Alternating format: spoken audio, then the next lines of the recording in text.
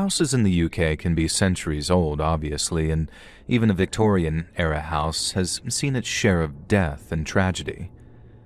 So we moved into 18 Wyvern Terrace, town redacted as want to remain anonymous, and you could tell that the previous occupants had lived there for many years. This was the 1980s, but the most recent decor looked to be from the early 70s at that, and most of it much older. It had also been owned by an extremely old couple. They weren't always extremely old, I assume, but they were by the time we bought the house. Now anyways, the house had a pretty eerie, old kind of feeling. If you've ever lived in an old house along these lines, you'll know what I mean. There were various oddities, like how in the back guest bedroom there were what appeared to be knife gouges, only 8 feet up on the ceiling. The floors downstairs were all wooden parquet floors, with another layer of wooden floors underneath them that we discovered. And there was also a fireplace. It was all bricked up and then plastered up, and I remember me and my siblings being disappointed about this because it was pretty sad to have an ornate-looking fireplace, but it's sealed up so you can't use it. Now when I asked Dad about it, he just said that he had no idea and that it was probably just that the chimney stacks in the terraced houses had fallen into disrepair. We weren't the only house in the street who had a sealed-up fireplace either. Now fast forward 6 months, I made a couple of friends in the neighborhood. Diano and Danielle were 2 of my best pals, and my younger brother buddied around with this kid named Tom. Now we'd all hang out at the nearby park and just do what 6 to 9-year-old kids did back in the 1980s. Now one day, Danielle, or Danny, asked me if I knew the history of my house. I told her what I did know, and she said no, she didn't mean that. There was a legend about the house from back in Victorian times, and all the neighborhood kids knew about it, and it was time for me to know too. Danny wasn't usually one for pranks or kidding around, so we listened raptly as she told us about how this little chimney sweep kid had gotten stuck in the flue back in the late 1800s. And somehow nobody had realized that he was up there for a few days. Don't ask me how this was possible. Eventually, while the family were sitting in the living room, reading and listening to the gramophone or whatever Victorians did, there was a sudden thump from the fireplace and a cloud of ash. As you've guessed, the body of the urchin chimney sweep had somehow gotten dislodged from the flue and fallen down. He was emaciated, broken, and mutilated. But, as the story goes, he wasn't dead. He reached up out of the fireplace and croaked a single sentence towards the family. "I fell." And then the boy dropped dead. Now, me and my brother Chris went home after that, and we accused Danny in a good-naturedly way of trying to spook us, but she swore that she wasn't and just told us to be careful of the boy who fell. Now, a few nights later, I had a dream about being trapped in the chimney. I couldn't move, I was upside down somehow, and I also possessed the full knowledge that my employers, a local rag and bone organization with a side hustle in chimney sweeping, had sent me up there knowing full well that I'd get stuck and then claim that I'd abandon the job. I didn't know why they'd done this, but that's the information I had. I'm not saying this is some kind of premonition. I've been doing a lot of reading up on chimney sweeps and orphans and urchins since Danny had told us the story of the boy who fell, so maybe it got lodged into my mind. But I'm also not willing to rule out the fact that the boy somehow reached out to me, not after what happened next. Now, for the next few nights, whenever I was watching TV with my family in the living room, I kept glancing at the plastered-over fireplace. Now, the very sight of it freaked me out, and on top of that, we'd been hit by a storm that was said to last a few days, so all kinds of ghostly whistling and howling was coming from behind the boarded-up chimney, and I hated it. But it also confused me a bit. Danny had warned me to be careful, but what was I supposed to expect? The chimney was plastered up. At worst, and even this seems pretty terrifying, I might hear the thump of an unseen body, right? Now, I managed to convince myself that if this did happen, I could just live with it. In fact, maybe he'd sense my empathy towards him and, I don't know, his spirit might be at peace or something. It was a Friday night. I was on my own because my parents were out to see my brother's school nativity play or some crap, and no way was I going to that, obviously. So Danny and Deano came over and we played Mega Drive, or as you Americans like to call it, Genesis, for a while until they both had to go home. Deano left and Danny was just standing on the doorstep saying goodbye. Now looking back, I think she had a bit of a crush on me because she is always finding excuses to stick around when it was just me and her, but I was oblivious to that. What I wasn't oblivious to, though, was asking her about the boy who fell. I explained my confusion and asked what's the worst he could do if his ghost fell down the chimney while it was plastered up. And I'll never forget Danny's words. No, the boy who fell doesn't just fall down the chimney. He can fall from anywhere. Now I thought about the high-ceilinged Victorian house. I thought about the attic trapdoor. I thought about the other flue in the kitchen, which had also been sealed up but higher up. I thanked Danny for explaining and closed the front door. I turned, walked over the mat well of the small entry porch that led between the front door and the inner door. The small, high-ceilinged entry porch whose ceiling was out of sight once you stepped out of the porch due to the way the wall was built. I didn't even give this layout any thought as I clicked the inner door closed and took a few steps into the empty, darkened house. And then from behind me, I heard the sound of something falling in the porch area, something about the size and weight of a small urchin boy. And then I heard the voice, a croaky, raspy, centuries-old plea for help from a young boy who died hopeless, forgotten, and unloved.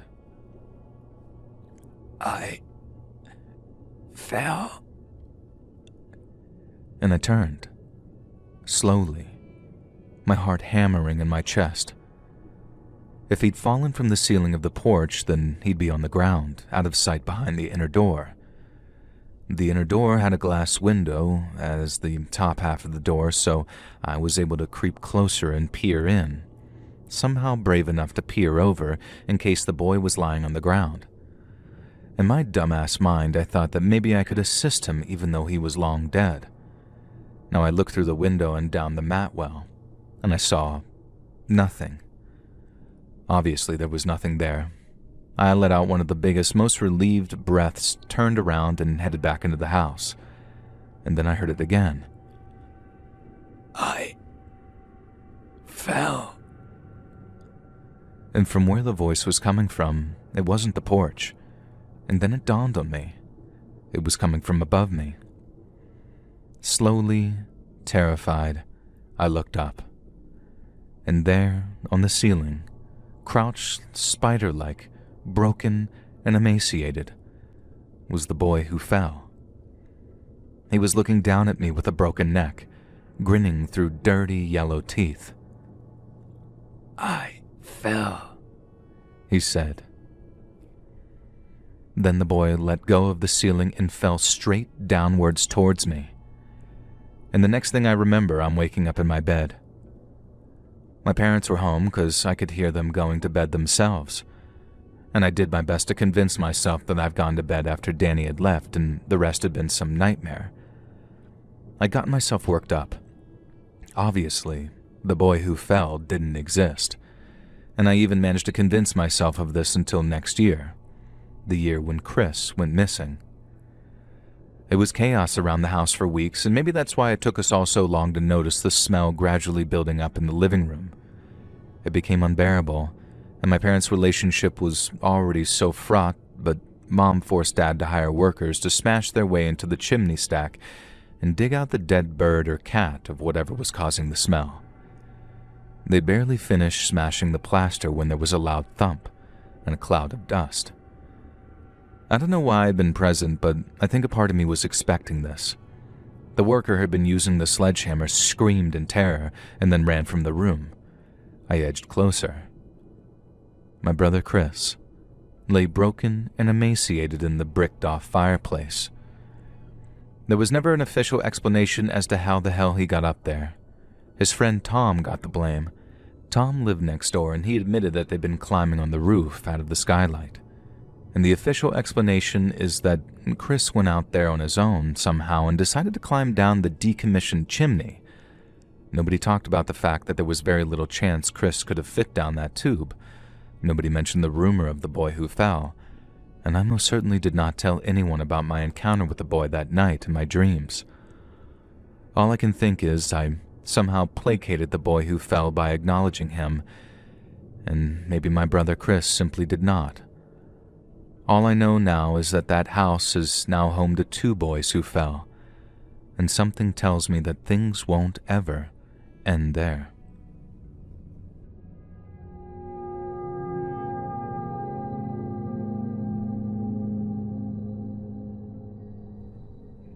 My wife and I recently moved into what we hoped would be our forever home, ready to have a family.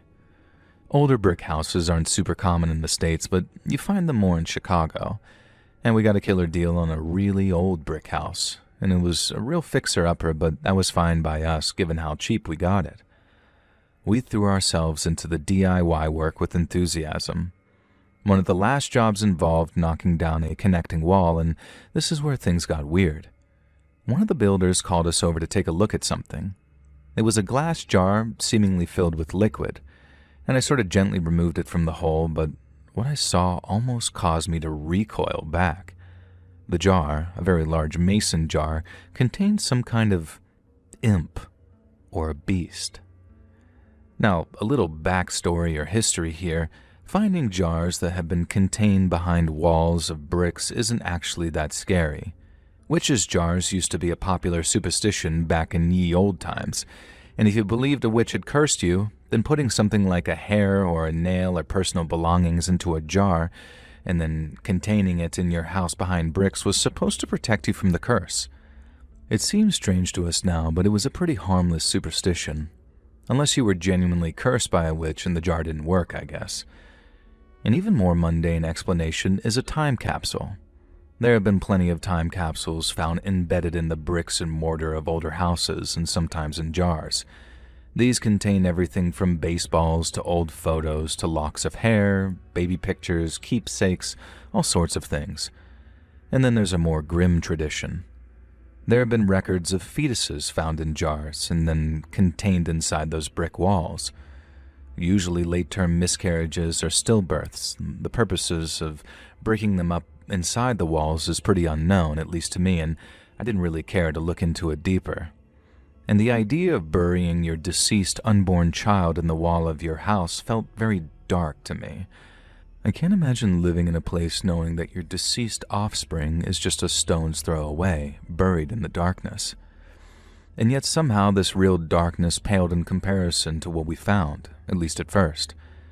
I actually did think that we'd stumbled upon a fetus at first glance. The jar was filled with this very cloudy liquid and covered with dust so thick it was barely possible to see what floated inside. We managed to scrub away the grime, though, taking care not to open the jar because why the flipping heck would we even do that? And inside, well, I was not expecting what I saw. The thing that floated in the jar was some kind of imp creature. A bizarre, monstrous critter, the size of a newborn baby, but with an emaciated, hairy body. The head, though, that was something else entirely. It looked like a rodent, a large rat maybe, and the skin had peeled off in places, revealing almost deliberate patches of visible bone. The eyes, though, they were perfectly preserved, black and open and staring, and the lips were curled back in a sort of sneer. It looked exactly like those wooden carvings that you'd see in religious texts or in some churches, a little imp or a demon.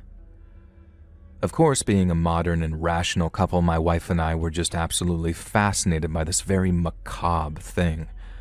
There was no way we were calling a museum who might somehow forcibly take it off our hands, so we called up a buddy of ours who was the closest thing to a historical medical expert we knew. He was a vet. And he came over all like, I'm not going to have a clue and you need to call the authorities. But after a little time examining the jar, he began to laugh. Apparently what we had on our hands was a prank. An old prank, perhaps 80 years old or more, but a prank nonetheless. It was a rat's head sewn onto a monkey's body. And when our buddy pointed this out and pointed to the stitching and the signs of taxidermy through the jar, it became pretty obvious. We'd been had, and the prank had been successful. No, I was excited to know what kind of pranksters had actually put a taxidermied rat monkey in the wall, knowing that they likely wouldn't be able to be alive to see the results of their prank. So I got pretty obsessed about trying to find the details on the owner of the property from roughly back when my buddy figured the jar was dated. The owners back then, and for many years around the time, were an elderly couple, and their story was kind of tragic. Like many young men at the time, their son had signed up to join the Allies in the war effort and was shipped across the ocean from Oregon to France, where by all accounts he died almost immediately upon exiting onto the beach. One terrible local newspaper report I discovered, some kind of history of the area thing published long after the couple had died, reported that the son had his head blown off by a German mortar. Coupled with the rat-headed monkey, this naturally creeped me out, but in a way that was weirdly, morbidly fascinating. I don't think it was the son that actually put that rat monkey in the wall, though. The story got weirder after that. Some years after the son's death, a former soldier who'd served in the same unit showed up at the old couple's door. He claimed to be a close friend of their son, and they took him in almost suspiciously quickly and treated him as if he was their own. Grief can kind of do that, I hear, and I've heard of a number of scammers and grifters preying on the elderly parents of deceased soldiers. This doesn't seem to be what happened here, though. The young man moved in with them and lived as their son for a number of years. I found a handful of letters sent by the old woman of the house, her name was Margaret, which had for some reason been returned to the sender. A whole batch of them. And in them she talked about Randy, their surrogate son, and how helpful he'd been around the house. One thing she mentioned was his DIY and his renovations that he engaged in to keep the house running smoothly. She particularly mentioned him repairing the fire breast wall in the living room, which is where we discovered that rat monkey in the jar. And so it stood to reason that Randy, whatever his motive, had actually put the bricks up on that wall over a taxidermied rat monkey. And where had it come from? Who knew? Why did he do it? No idea. The old couple seemed to have no idea that this creepy-ass creature lurked in their walls. My wife's theory was that it had some special meaning to Randy and Franco, the deceased soldier, the couple's son. Maybe something to do with desert rats or little monkeys or God knows what. Either way, it felt weirdly wholesome, and I guess that's why we were comfortable leaving the weird display on the mantelpiece on full display for when we held our much-anticipated housewarming party. We nicknamed the rat monkey Vantus. Now, I have no idea where that name came from. My wife insists that I devised it, but I'm sure it was her. Now, regardless, Vantus became the focal point of the evening, as each of our 10 guests spent a long amount of time studying and photographing the weird little curio. Now, more than one of them suggested that we put that thing in the museum, and I remember getting kind of angry at the suggestion. Vantus was ours, and he belonged in this house. There was no question about that. One guest, who didn't suggest that we hand Vantus over to a museum, was this friend named Shahid, a good friend of ours from back in our college days. Now, this guy was obsessed with Vanta. Every time I entered the living room, he'd be standing at that mantelpiece, staring at the little beast. And he also seemed to be getting progressively more intoxicated as the night went on, which was odd as Shahid really didn't drink or party. But there was absolutely no doubt that something was clouding his mind, and it began to mess with my head thinking that maybe it was that Vantus. I'd made it very clear to the guests that we weren't to touch that thing. We had no idea what kind of liquid or chemical filled the jar, but it was likely to be formaldehyde, which is most definitely not good for you. Plus, we didn't want drunken party guests manhandling our little guy or causing any damage. Now, we should have kept a closer eye on Shahid as the evening went on, and looking back, it was obvious that something weird was going on, but we didn't really show any concern until my wife dragged me into the living room and I was just frozen in horror as I saw Shahid holding the jar over his head. Now, this guy was muttering something like, "He wants to be out. He wants to be free," and then staring me straight in the eyes, and he threw the heavy jar down onto the stone floor. Now, at first, I thought with amazement that the jar had survived the throw, but then slowly a spider web of splinters spread through the glass, and all of a sudden it just sort of exploded in a splash of the most noxious-smelling liquid I have ever experienced in my life. It was formaldehyde, all right, but there was something else mixed in with preservative, too. Sulfur, definitely, because I could smell that rotten egg smell. But there was also something sort of, as they say, sickly sweet, like dead roses or lilies. And almost immediately, the guests around us started gagging, running to the windows, trying to get air into the room, or just simply intending to leave the house. I couldn't blame them. It was almost unbearable. However, my wife just stood there, frowning, seemingly unbothered by the scent of Vantus's vile preservative, and then she rushed over to the site of the destruction. But then even more bizarre was the guy Shahid. Just after my wife reached him, he drops to his knees and was fumbling through the broken glass and formaldehyde, cutting his hands as he did so, and his blood mingling with the cloudy, stinking liquid. None of this was what caused my blood to freeze like ice in my veins, though. What terrified me the most was the fact that Vantus was gone. There was no sign of the taxidermied rat monkey. Shahid was howling that the creature had been taken and that someone wanted to hurt him. Anyone would have thought that it was his own child who disappeared, not a taxidermied imaginary creature. Shahid's baby son, who was at home with his wife, his 18-month-old baby who was said to be incredibly smart for his age, his beloved child who we called my little savant. Anyone would have thought it was his own child who disappeared, not a taxidermied imaginary creature. Shahid's baby son, who was at home with his wife, his 18-month-old baby who was said to be incredibly smart for his age, his beloved child who we called my little savant. Everyone who attended the party ended up having to go to the hospital for the exposure to the formaldehyde fumes.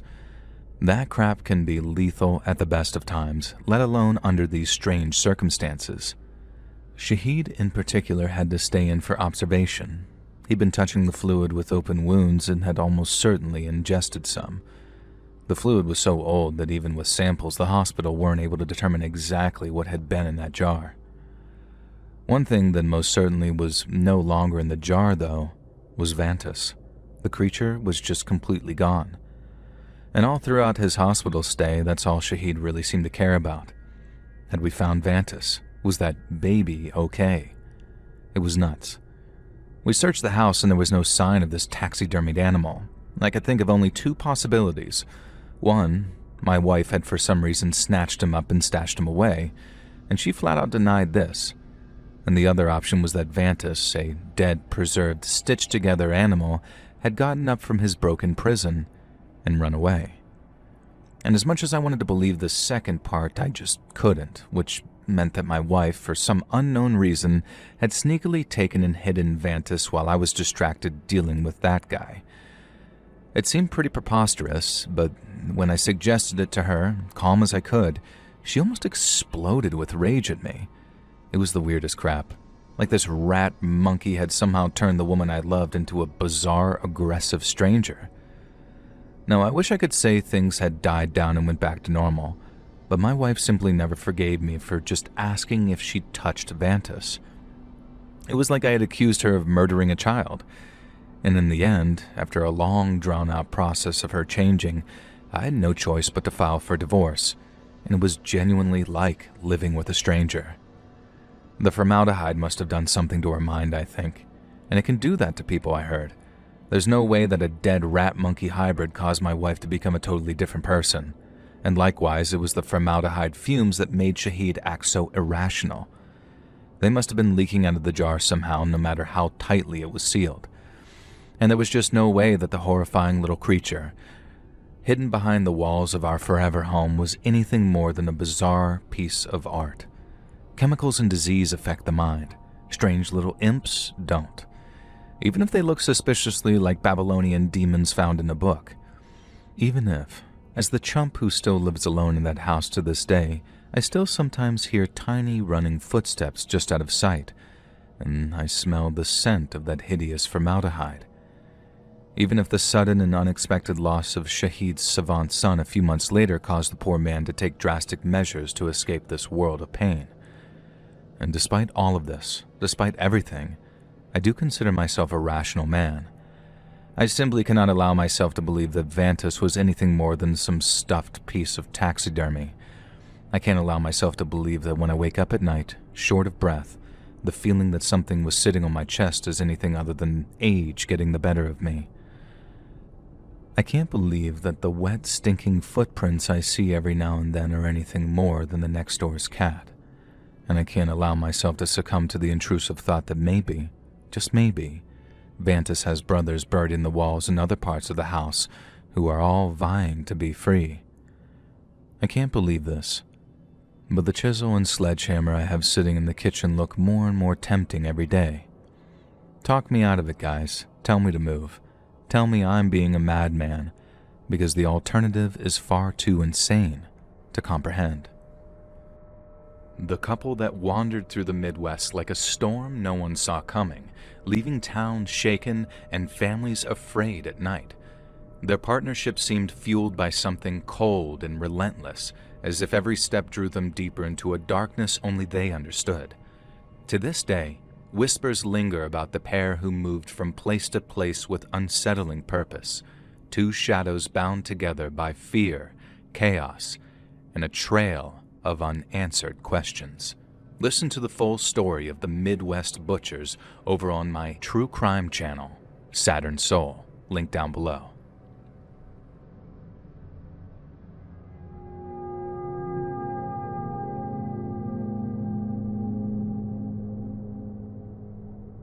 I never thought to Google what this is until discussing it with my wife today, and strongly believe that we had a mimic growing up. Reading some of your accounts of very similar events brought me to actual tears, and I've told these stories to people throughout my life and have never forgotten it. It presented itself several times in the house over the course of many years, twice in very similar ways, and stopped after the final one. And when I was very young, probably 6 or so, I woke up late at night to see my mom cross by my door. My parents' bedroom and mine were next to one another at the time, with a bathroom across the hall. It was very specifically my mom, and she had a specific nightgown on. I called out to her, and it arched its back and contorted itself in a way that I can only describe as like when a cat does it. I put my head back down and covered my head, and when I looked again, she was gone. Now fast forward a few years to maybe middle school. I'm downstairs alone and the power goes out in the middle of the day. The house was a bit older and had ratty drop ceilings in the basement, so whenever I was down there I could usually tell where everyone in my family was. A second after, the power goes out. I hear a solid minute of what sounded like very heavy boots stomping around upstairs, and thuds and rattling as if things in the house were being dragged and thrown around. After it stopped and I eventually went upstairs, there wasn't a thing out of place. Now, the third physical event was another few years later, near the end of high school. I sometimes would doze off on the couch in the basement on the weekend, staying up too late. I woke up, looked over the back of the couch, and what looked like my dad was sitting at my family computer. The lights were off downstairs, but I could see him in the glow of the monitor. This was pretty unusual, as my dad was not really a night owl, and I called out to him, and the same thing as the first time happened, as I can only describe it as bristling and changing its posture to be deeply hostile, looking without turning to look at me. I put my head back down for a second to compose myself and try to get a grip and make sure that I wasn't just freaking myself out or making absolutely sure that I was awake, and I got back up and was gone. Now, I was not sleeping. I stood up and went upstairs after that and was up for a while. And the last thing, after a few years ahead when I was a part way through college, I got home pretty late and the hallway near my bedroom was unnaturally, weirdly cold in one area, much more so than the rest of the house. Now, I knew full on something was strange, but tried to put it out of my mind and force myself to be rational. I got in bed and felt someone sit on the edge of the bed on the side away from where I was facing. Totally frozen in shock at this point, it put a hand on my shoulder and said, "Hey, wake up." In what sounded like my dad's voice, who was pretty soft-spoken and not threatening sounding at all. Mind you, I was not asleep at all, and I shot up at this point and nobody was there. The last occurrence felt sort of final in a weird way that I can't exactly explain. And I lived there full-time for another couple of years until I finished college, visited for days at a time often, and then full-time another 6 months a few years later when changing careers and moving back home from an out-of-state job. Not a hair out of place in the house ever again, and I never told my parents about it, but I just wanted to share with you guys, having spent some time tonight reading other people's stories and realizing that I wasn't alone in this kind of specific phenomenon. Why it presented itself in such a frightening way but spoke so gently, I have no idea. It freaks me out talking about it to this day.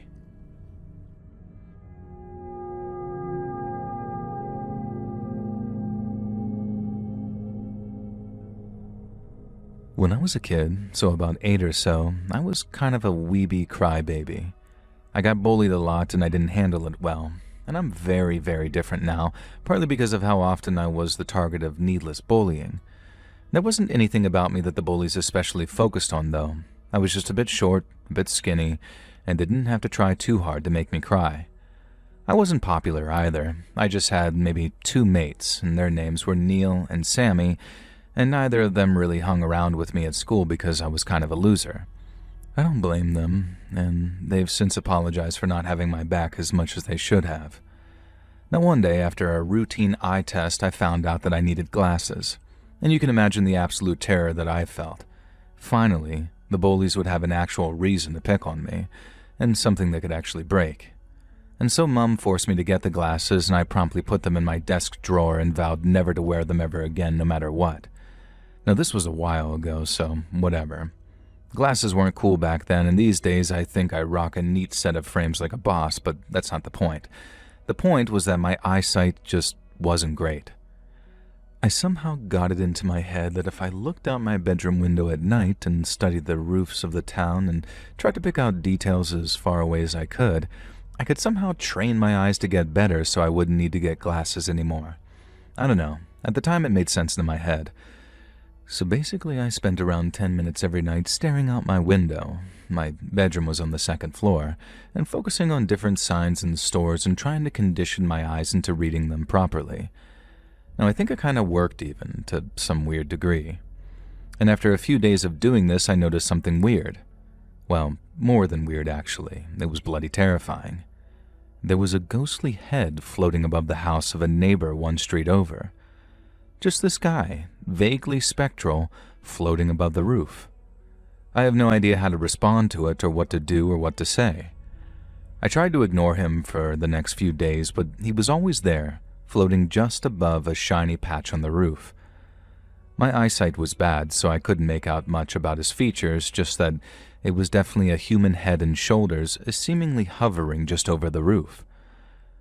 When I looked in the daytime, he wasn't there, and to my 8-year-old mind, this made complete sense. Ghosts don't appear in the daytime. But I'd uncover a mystery worthy of the Scooby-Doo gang, which I still watch religiously, and maybe this is why I was bullied as a kid. Now, I wasn't scared of the ghost exactly, just sort of unsettled by the fact that he simply was floating there, looking at something. It was a 2-story house, so my house was a fair bit taller, so I was just looking down at this house and the ghost. Now one day, my mate Neil came over after school, and I braved the potential risk of being a social pariah to tell him that I'd been seeing a ghost floating over a house. Neil didn't laugh at me like I expected, but instead he asked me to show him which house. I explained that we wouldn't be able to see him because it was still daylight, but I pointed at the house and Neil reminded me that it was his street, and I could even see his roof a few houses down. He asked me about the ghost, and I described him as best I could. He looked like a guy with brown hair, and he was always wearing a mustard-colored sweater from what I could tell. Neil frowned and said this sounded like the guy who lived in that house, and now that he thought about it, he hadn't seen that fella for some time now.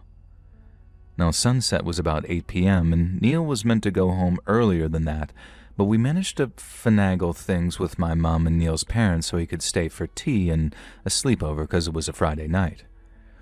We kind of got distracted playing Atari, and it wasn't until it had gone 9 that Neil was suddenly like, "Crap, the ghost." So we looked out the window, and sure enough, there it was, floating just above the shiny bit of the roof. Now Neil looked at me, his face completely pale, and the first thing he said was, "You need glasses." And that's when I admitted that I did have glasses, but I hadn't been wearing them because I was afraid of being bullied. And then Neil says, "Not at all? Not even on your own?" And I felt kind of stupid because no, I'd refused. He told me to get the damn glasses out and put them on. And a part of me was worried that he was about to laugh at me for what I was going to see, but then I could see his hands trembling and he genuinely wanted me to see something.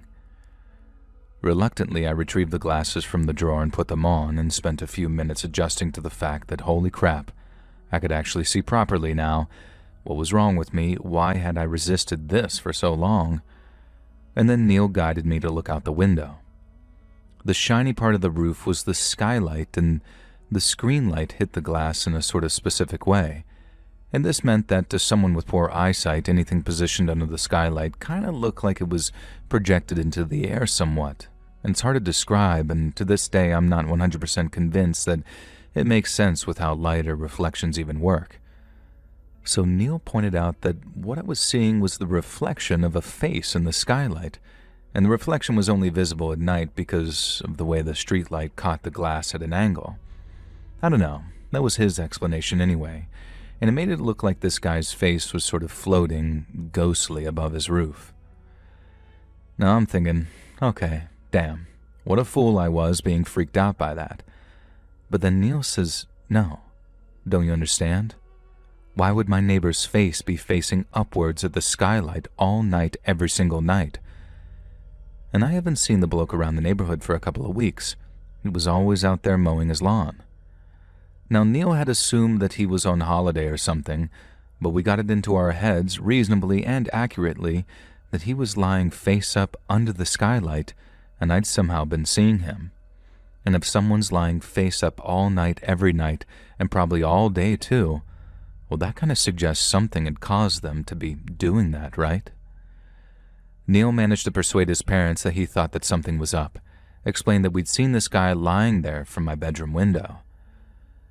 They knocked on him with no answer and called on him. They came over to my house after dark, and Neil's parents and mine stared in horror as they could see the odd reflection of this guy. I explained to them how he looked like a floating ghost with my glasses off, worried sick that they'd be mad at me for not telling anyone sooner. And instead, they all seemed worried about me for having to see what I saw, because it turned out that what I saw was the dead body of a man who dropped dead of a brain aneurysm. He had no family and kept to himself, and if I hadn't seen him from my window and thought that he was a ghost, then he might have been up in what turned out to be his office, dead and alone, until he'd fully decomposed. I wasn't able to save him, but I was able to save him from the indignity of decomposing alone. And when word got out, people started to question how nice of a guy like that could just sort of die alone and unloved. And it brought the community together briefly. His funeral had an incredible turnout, and I attended, and it was my first ever funeral, in fact.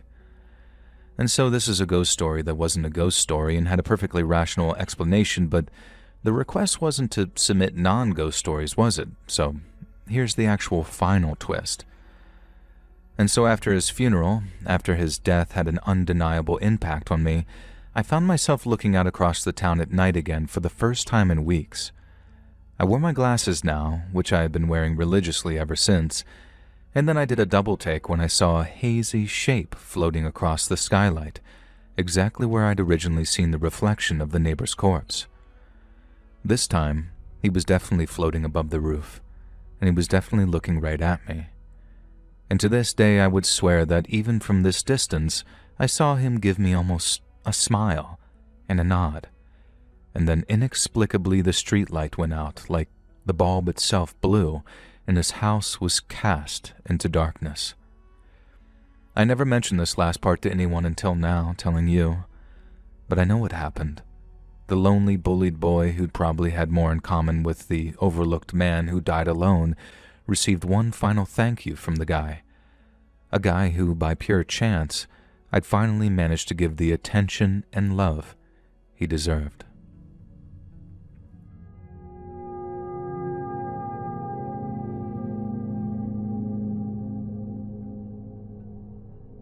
So to preface, I am a priest of a small-town parish.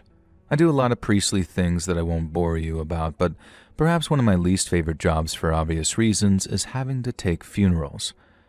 The reasons being because it means someone's died, obviously, and the people I come in contact with around funerals are typically extremely sad and obviously distressed. And that's why when I pulled up into the driveway of 58 Made-Up Lane, I'll keep things anonymous here, and walked stoically down the garden path, I was a little surprised to be greeted by a beaming young man who looked to be in his mid-30s. He shook my hand, invited me in, and told me he'd been expecting me, much as it usually goes. And when I go for a visit to plan a funeral, I don't necessarily know who I'm going to be meeting. The deceased was a man in his 70s, and my point of contact was his widow, but there's usually a good 5 or 6 family members involved in the funeral planning, and it's often one of those who hosts the meeting, invites me in, etc. So there was nothing unusual to me that my host wasn't an old lady in her 70s. And when I stepped into the hallway, which had a kind of musty, stale smell, I noticed a number of pairs of shoes lined up against the wall. I asked my host if he wanted me to remove my shoes, and he said no, it was fine. But I felt like he was simply being polite. He was extremely nice, constantly smiling and friendly, so I removed my shoes, something that always makes me a bit uncomfortable in a stranger's house, but it seemed polite in this instance. As my host led me down the hallway to the living room, I noticed how incredibly dusty the hallway was. It seemed totally at odds with this very clean, respectable young man. And the living room wasn't much better. My host offered me a seat on the couch, and as I sat down, a cloud of dust sort of billowed up that had me coughing politely into my handkerchief. If my host noticed, he didn't let on, but instead he continued smiling, asking how my week had been, asking about my health, and a bunch of just very polite and friendly chatter. Now, the living room had a huge cabinet in it, containing all kinds of strange knickknacks and china, like the kind that your old Meemaw might own. Now, it made me think that maybe this was the house of the deceased, but nobody else seemed to be around just yet, so I wasn't sure who this guy was. A grandson, maybe. Now, the family weren't parishioners, so all I had to go on were my notes from the funeral directors, and I'd left them in my car. Now, I sat on the dusty couch for what felt like about 10 minutes, chatting away with this extremely cheerful yet seemingly bereaved man about a ton of different things. And the funny thing was, I can't remember a thing of what we spoke about. The single cedar chair the man sat on seemed to be as dusty as the couch, and the whole place was in disarray. I remember noticing he was wearing what looked like an old man's cardigan and brown chinos, and it was pretty dated for a fellow of his age. Now, we were sitting chatting about who knows what when suddenly my host sprang up in another billowing cloud of dust from the seat and declared in absolute horror that he hadn't offered me a drink yet. He asked if I'd like a cup of tea, like a quaint Englishman, and of course, as a polite priest, I accepted. Now, my host scurried into the kitchen, and I was left just sort of sitting there twiddling my thumbs in the living room as I heard the kettle boiling. It was clearly one of those old-school ones that you heated up on the stove, as I could hear the slow build-up of whistling. Now, while I waited, I looked around the room. The photos on the wall were so dusty that I couldn't make out any details whatsoever, and I was too polite to stand up and go examine them in case my host returned and caught me snooping. And so I just sat there, perched on the edge of the couch so as not to get too much dust on my suit. Now, in the kitchen, the kettle reached a boiling point and whistled and whistled and whistled. It was like the receptacle hadn't been removed from the hob, and it went on whistling for so long that it started to tickle my brain in that unpleasant way a nasty sound does. And then it struck me. Why had it been left to boil for so long? Minutes had passed. The water in the kettle would be evaporating by now, and maybe I should go and check on my host. And so I stood up and entered the kitchen, and the first thing I did was turn off the stove. And then I looked around. There was no sign of the cheerful guy. The back door was shut, and the only room leading out of the kitchen led into a pantry. No hidden exits. I checked the back door, locked, and from the dust on the door, it hadn't been open for quite some time. The only place he could be was under the kitchen table. Irrationally, my heartbeat began to rapidly increase as I slowly crouched down, certain that I was about to come face to face with a smiling, anachronistic man for reasons I have no idea of. And I let out a sigh of relief as under the tablecloth there was nothing at all except more thick layers of dust. So where the heck had my host gone? The only way he could have left was to come back through the living room. But what was I missing? Maybe he'd opened a window and fled, or somehow opened the back door, but why? I went back into the hallway and called upstairs, and no reply. I put one foot on the bottom step, and something, maybe the Lord himself, told me not to take another step. And when I heard that voice, I listened. Instead, I turned to retrieve the shoes I removed upon entering the house.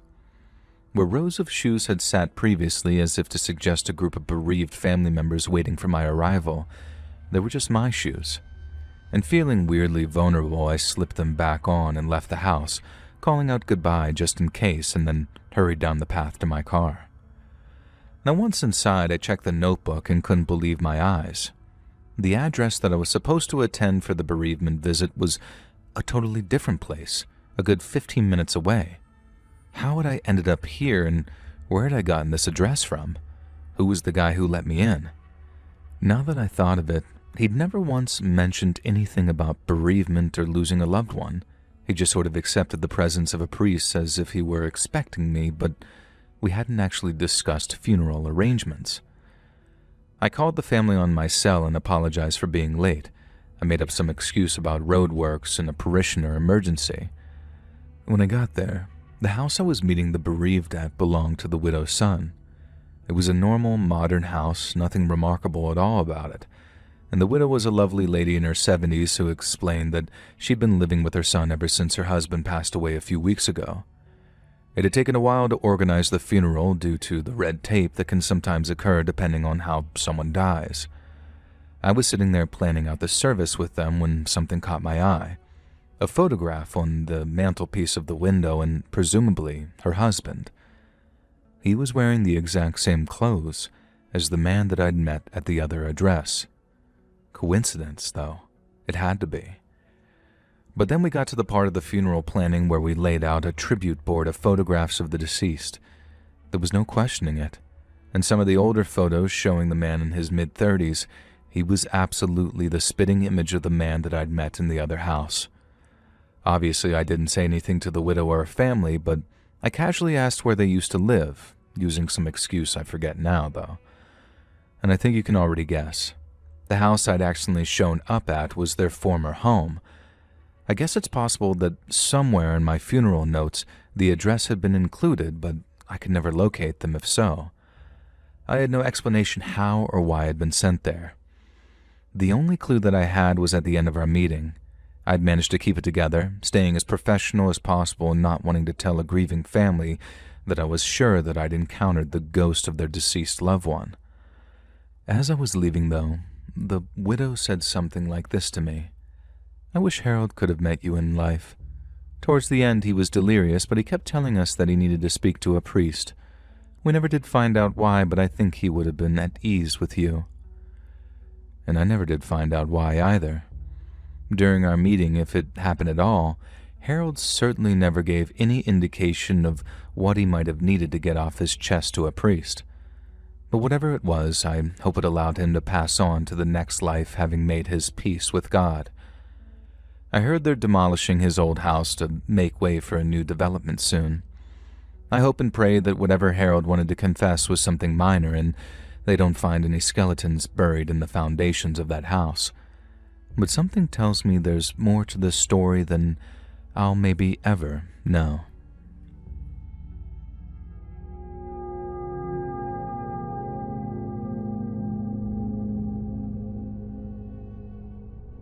So a few months ago, me and my 3 buds went out for our regular hunting and camping trip. And there was me, my friend Grant, Emilio, and Benny. Now, Benny almost didn't attend that time because his wife was pregnant and she was due to pop in probably a month, but a bit of peer pressure got him out with the boys, as I'm sure he needed it. Now we headed to our usual spot, which I'm just going to keep secret because I don't want any of y'all preying on our rich pickings out there, nor do I want y'all being potentially torn apart, which will make sense later. Now the first night, as usual, we set up the camp and just scouted the area a bit, dicked around and cooked over the campfire.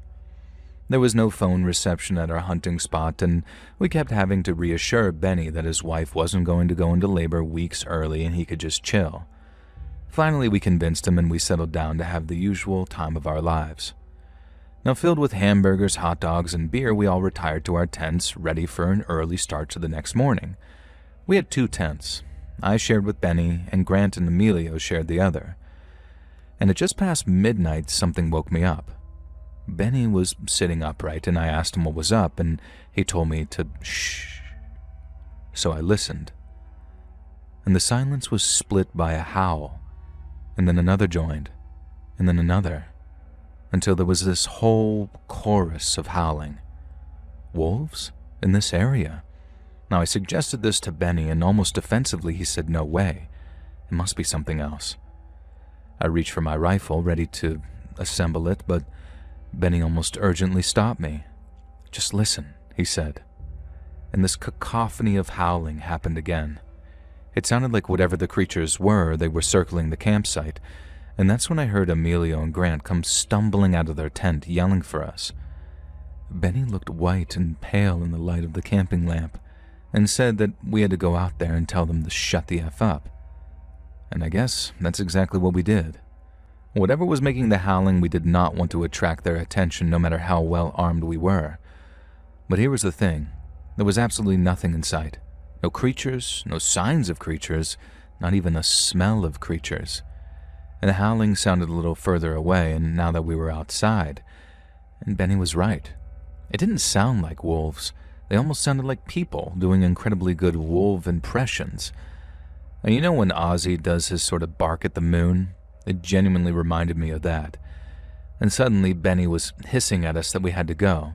Just leave as much of our crap as we could risk, bring the valuables, and get in the car. Now we were baffled, but Benny wasn't the type of guy to mess around. He was a big, burly, tattooed biker type, and I'm not sure how he fell in with a bunch of nerds like us. He could have easily led a Hells Angels chapter if he wanted to. But no, he was a lovable geek like the rest of us, just a very serious one. So if Benny said that we had to hightail it out of there, then we sure as hell were going to listen. Now Benny drove in silence, and I think he broke the speed limit 3 times over, and without explanation, he headed straight to his place and bust in the front door. We followed, only to find Benny's wife passed out on the couch. Her water had broken, the phone beeping as she tried and failed to call anyone. Benny snatched her up, brought her back to the Jeep, and the 4 of us rushed his heavily pregnant wife to the hospital. It turns out his wife had gone into early labor, and there were complications with the pregnancy. Now, one of those situations was the umbilical cord getting wrapped around the baby's neck, and somehow she'd known something was wrong and had tried to call her sister, but she'd passed out on the couch. If we hadn't returned to Benny's when we had, then his wife and his beautiful newborn son may not have survived. To this day, we don't talk about the howling or the circumstances that led us to saving Benny's wife and kid. And when Benny isn't around, one of us might make a half-hearted joke about how Benny might make another friendship group other than us, a pack, if you will. We don't linger on that joke. Mostly because deep down I don't think any of us are convinced that it is a joke. I never really believed in that kind of thing, but I would swear blind that the day that a group of unseen creatures somehow guided us to save Benny's family, and that Benny knew exactly what was going on. I can't say I'd encourage you to go out into a werewolf's hunting grounds, but if that's what we encountered, the pack protected their own to that degree, and hell, maybe Hollywood's been a bit harsh on them, and maybe being a werewolf ain't too bad at all.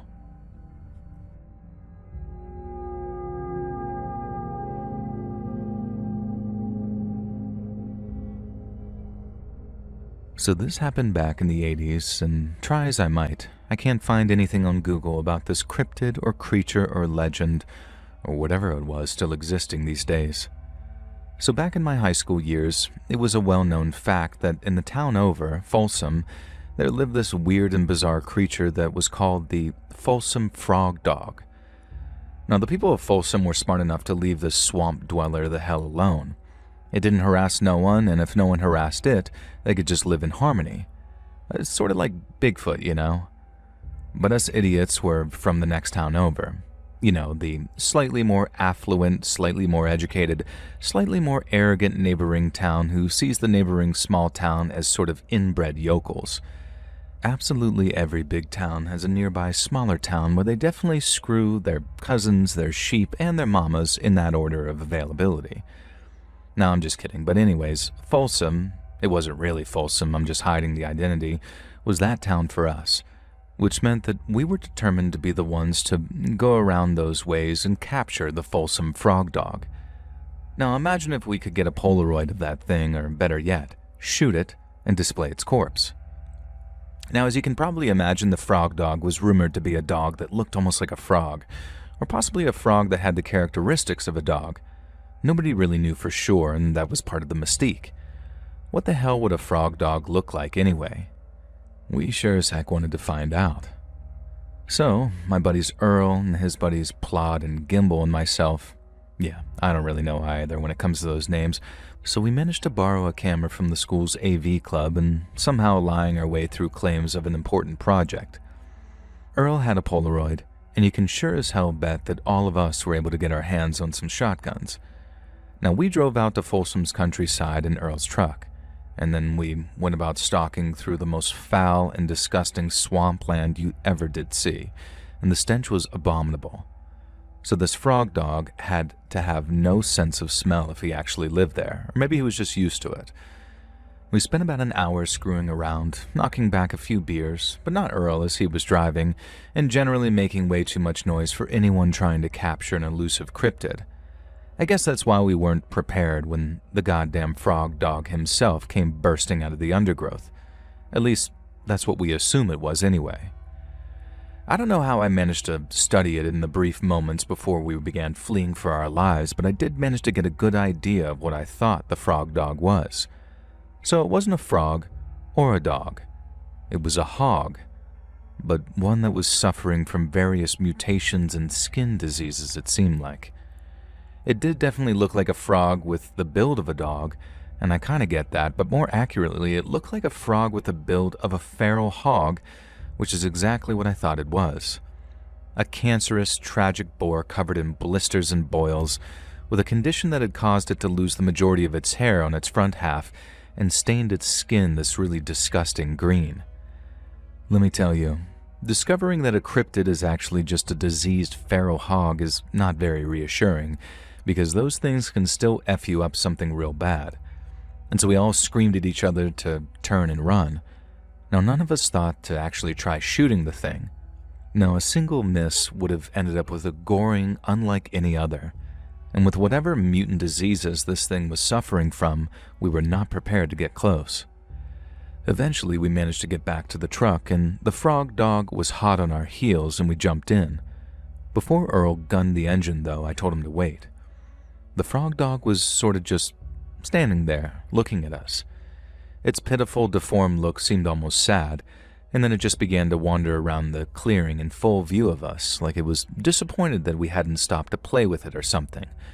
And holy crap, I felt myself feeling bad for this diseased pig. Instead, what I did was grab the camera that we'd made so much effort to swipe from school and managed to get a number of actually fairly good photos of the frog dog. At one point, I could have sworn that the damn thing posed for the camera in the way that a pet dog or almost a hamster might do. Now, my friend suggested that we shoot it while its defenses were down, and myself, Earl, and Gimbal basically threatened to kick the living poop out of him, his children, and his children's children if he harmed a hair on that poor suffering beast's head. And so instead, we just gently reversed the truck away, drove back to town, and told people that there was no frog dog and it was all just a load of crap. Let that thing live in peace, I said. Now really, we haven't even gotten to the creepy part yet, though. And so the next week, Earl and I developed the photos in the school lab, and we didn't want anyone else seeing them, even Plod and Gimbal. But we did feel like we had to do something. Whatever had mutated that poor feral hog, it probably wasn't very good for the environment. Maybe there was something in the Folsom swamps that shouldn't be there, nuclear waste dumping or something like that. And so we made copies of the photos that clearly showed the frog dog, and we sent them off to a local wildlife protection agency. Now, a couple of weeks later, I got a call. The man on the end of the phone sounded pretty stern, and he said that he'd appreciate it if we wouldn't waste the agency's time with admittedly very creative fakes like that. But there was something about his tone, some sort of tremor in his voice that I could see through. He was hoping that I'd roll over, but he knew that they weren't fakes, and I knew that he knew. Now, I told him not to BS me, that there was no way that we could have faked those photographs. Something was going on in Folsom Swamp, and it needed looking into. I mentioned the CDC, and suddenly this guy started panicking and put me onto a supervisor.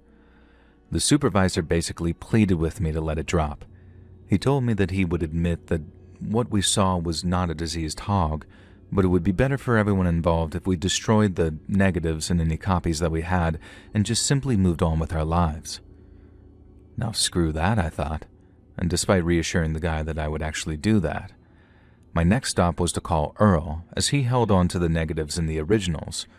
And so I drove over to his place, all fired up, and Earl met me at the door, and when he wouldn't look me in the eye, I could tell something had happened. He told me he didn't have the negatives or the originals, that he'd misplaced them. Now I called bullcrap. Then he just took me by the shoulders and said, "Bro, let this one go. You don't know how I've covered for you here. Just let this one go." And I saw how serious he was, so what choice did I have? But it drives me insane, even decades later. The frog dog clearly wasn't just some cryptid, because why would environmental agencies even care? But why did that guy tell me that it wasn't a boar, as if that might help me piece things together? I just never worked that out. Was it some simple case of corporate corruption and toxic dumping causing an animal to sort of get sick and maybe even mutate? I don't think so.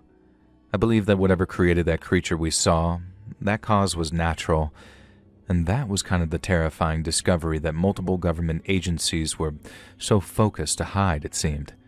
I just wish that I knew what it was.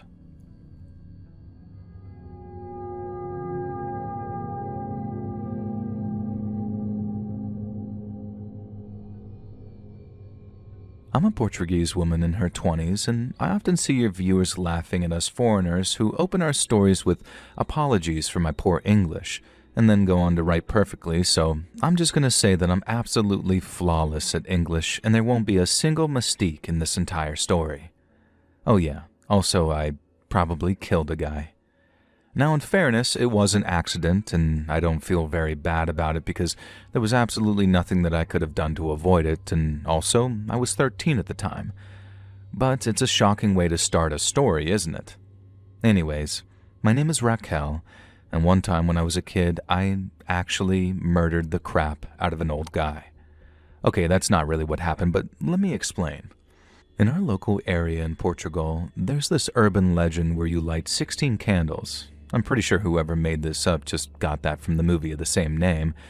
Then you position a black mirror in the center of the circle of candles and take turns to chant details of your perfect man, i.e. the man you're trying to manifest with that ritual.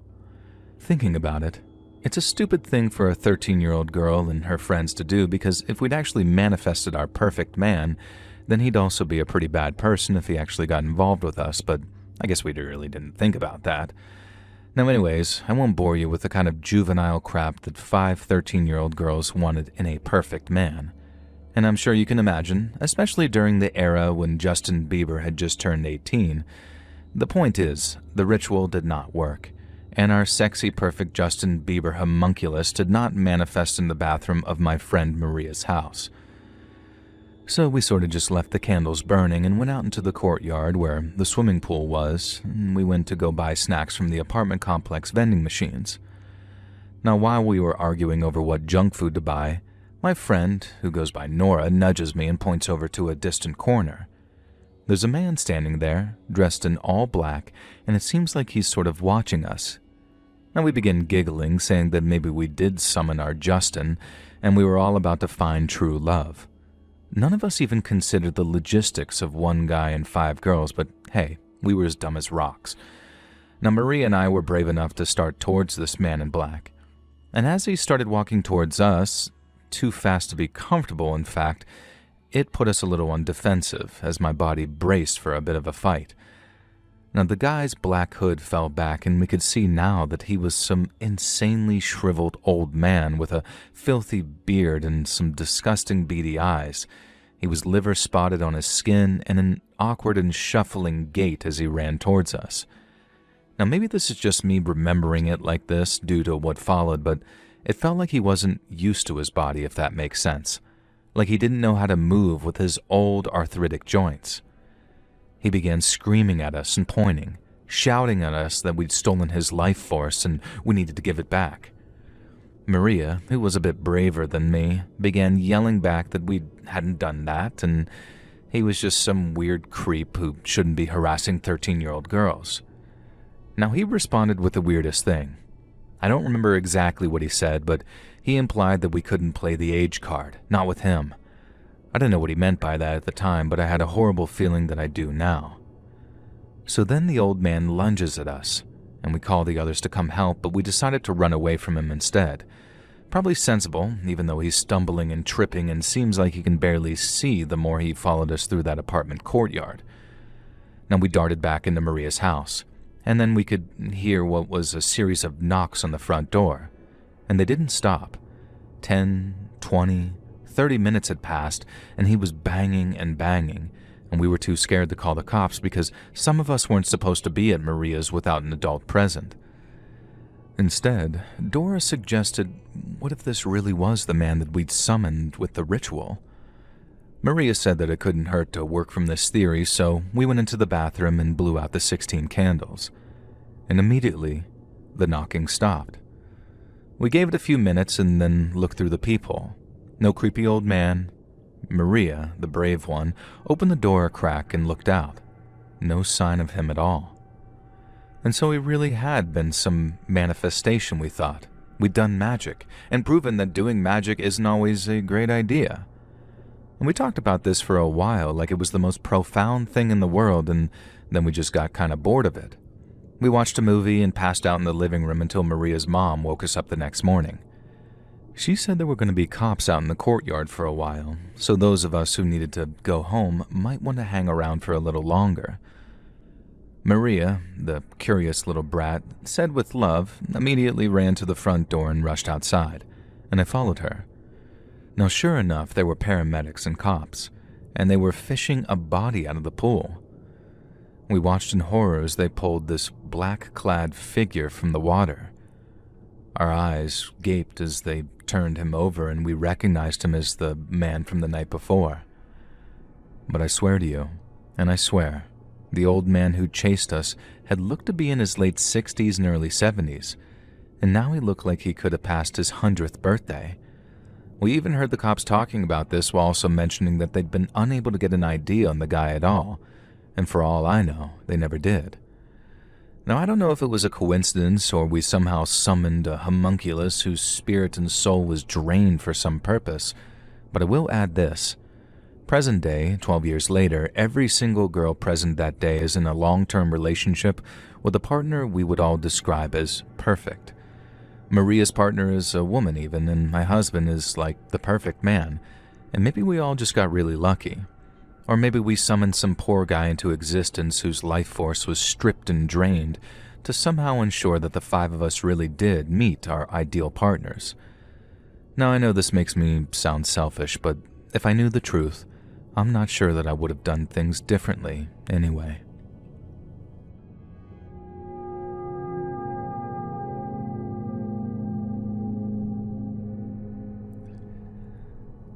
I lived in a haunted house as a kid in the 1990s, and the activity was centered around my attic loft.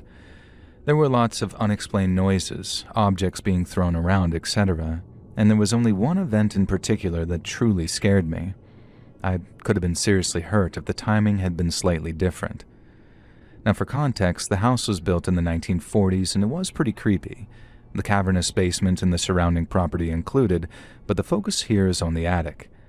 The house was a traditional New England colonial with a detached two-car garage off to the side.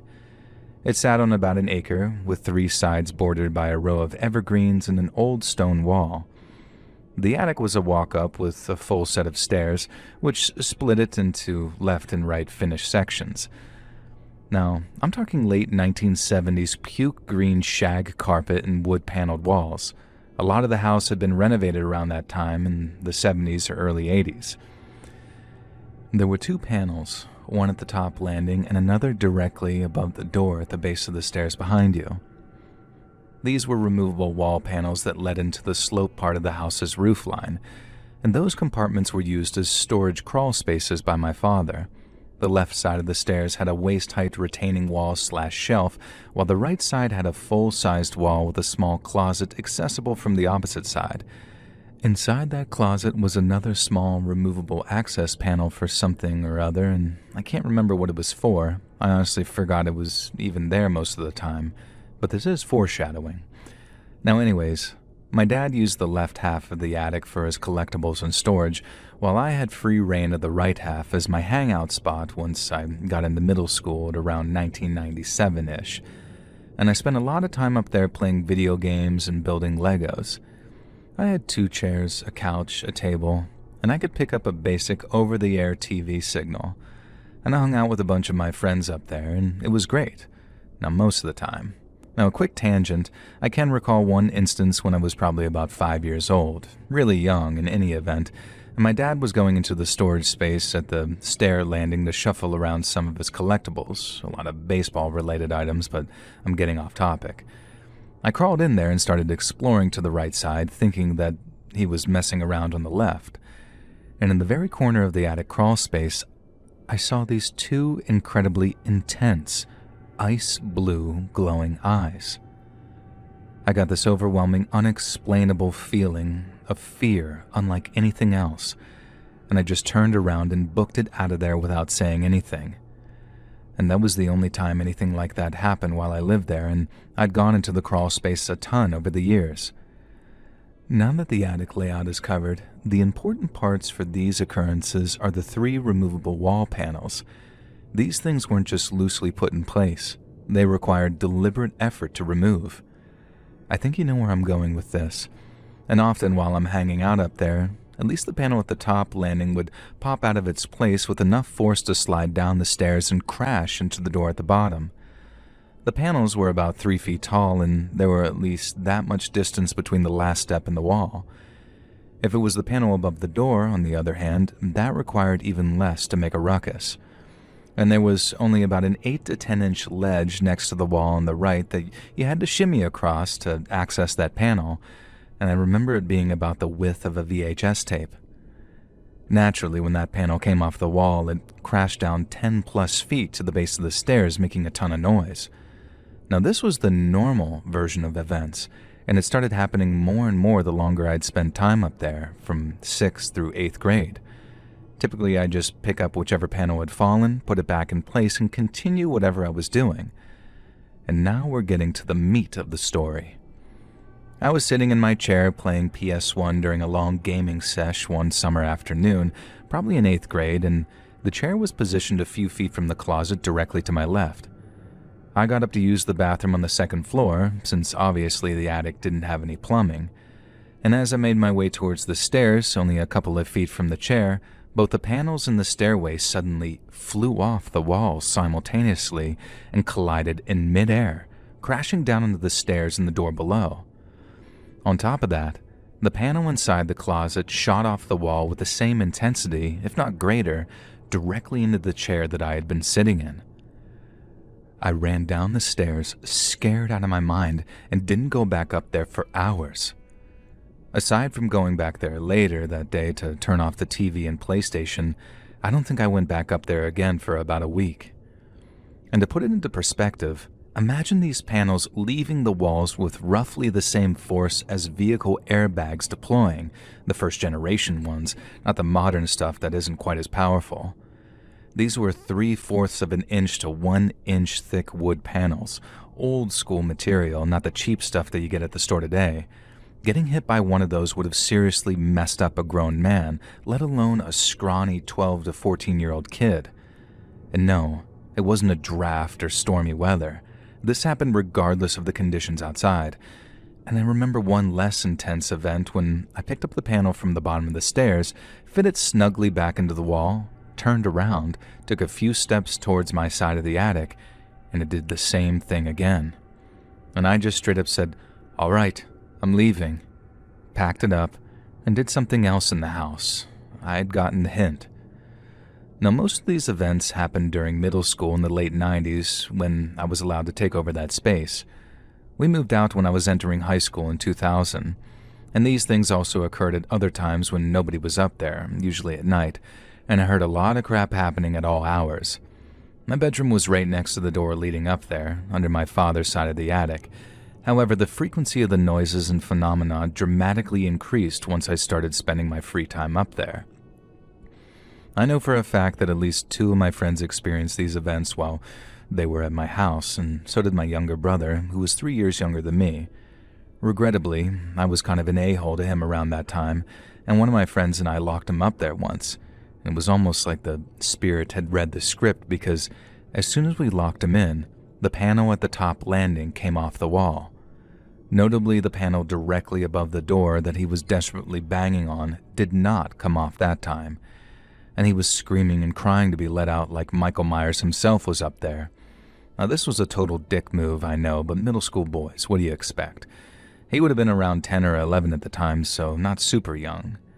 And to wrap things up, I drove by the place last summer and it looked like it was either being completely renovated or prepped for demolition. I got it into my head that I should talk to the current homeowners to see if they'd experienced anything similar, but I never went through with it. I drove by again earlier this summer and it looks like the renovations are done. There are visible improvements from the street and the dumpsters are gone. Still didn't find the stones to go ring the doorbell, though.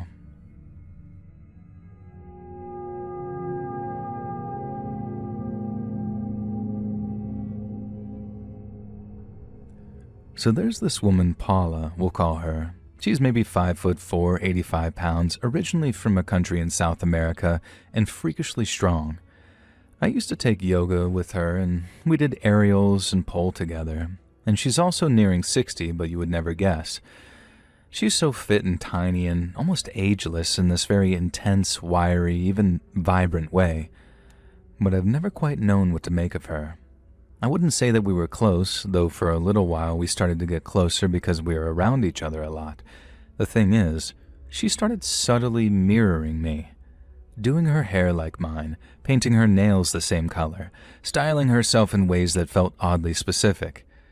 She even bought me clothes, and it didn't feel like some sweet gesture. It felt off, like she wasn't admiring me, she was trying to wear me or be me. And then one day, we were at open pole together with one other person there, and the studio doesn't have dim lighting, it's actually very bright and fluorescent. And when she was doing this sort of sideways pole sit, and I could feel her watching me. We are both extremely flexible, but I have this sort of connective tissue disorder, so I have a slight edge on her, which isn't a big deal, but she is extremely competitive, probably even a covert narcissist. Now anyways, I'd just done something kind of splitty, and as I turned around to smile at her because it felt like she was looking at me, and when I did, her eyes were completely black.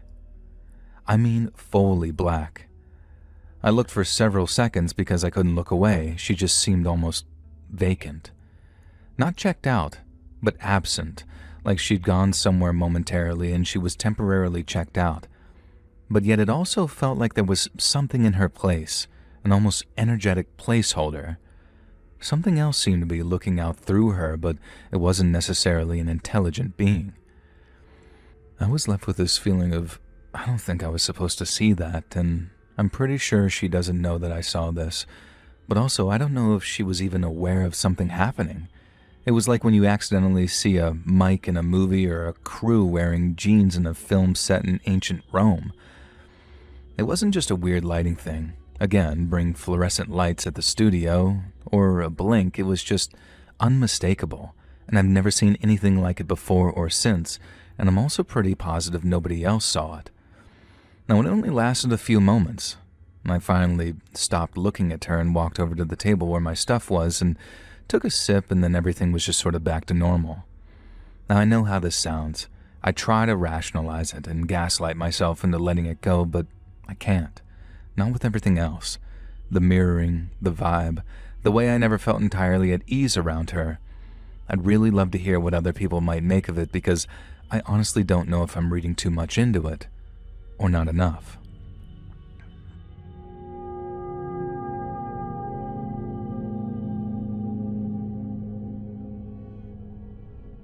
I returned to my hometown because of TikTok, believe it or not. It sounds pathetic, but when you see viral posts about your best friend's sister who died of taking their own life when you were a kid, it kind of gets you curious, you know? And thankfully, all the posts seem to have been scrubbed from TikTok now for numerous rule breaking, but let me just explain a little. In my hometown, there's this ancient, legally protected tree that they just can't cut down. People want to cut it down because a girl unalived herself from one of the branches, my best friend's sister, in fact. And my best friend, who's no longer with us as a couple of years ago, also a victim of a similar fate, just like her sister. So you can imagine my ire when I saw all these local posts from kids filming the tree, claiming that you could see the specter of the girl if you looked just right, or got lucky with filming. Obviously, they never did, except for a handful of horrible AI slop fakes that rightfully got dunked on. But the very concept infuriated me.